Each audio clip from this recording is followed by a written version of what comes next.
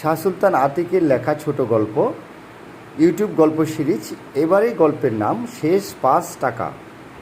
এক বৃদ্ধ রিক্সা চালক, নাম মুসলিম চাচা, সারাদিন কষ্ট করে যা আয় করেন তার বেশিরভাগ যায় অসুস্থ স্ত্রী আর নাতনির পিছনে।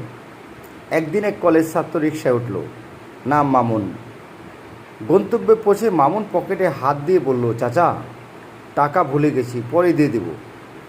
চাচা হেসে বললেন, ভালো কথা, কিন্তু তোমার মুখটা ভুলে গেলে আমি কি করব? মামুন একটু লজ্জা পেল। তারপর ব্যাগ থেকে ৫ টাকার একটা পুরনো নোট বের করে দিল। চাচা, এইটুকুই আছে, রাখেন। চাচা নিলেন না, বললেন, এই শেষ ৫ টাকা হয়তো তোমার অনেক দরকার।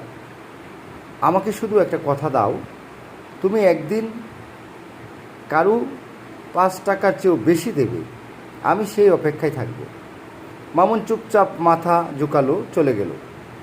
৩ বছর পর একদিন নতুন জামা পরা এক যুবক এসে চাচা রিক্সায় উঠল। গন্তব্য শেষে চাচার হাতে একখানা খাম ধরিয়ে দিল।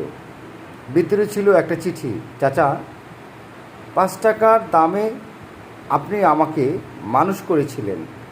আজ আমি চাকরি পেলাম, এটা আমার প্রথম বেতন, শুধু আপনার জন্য।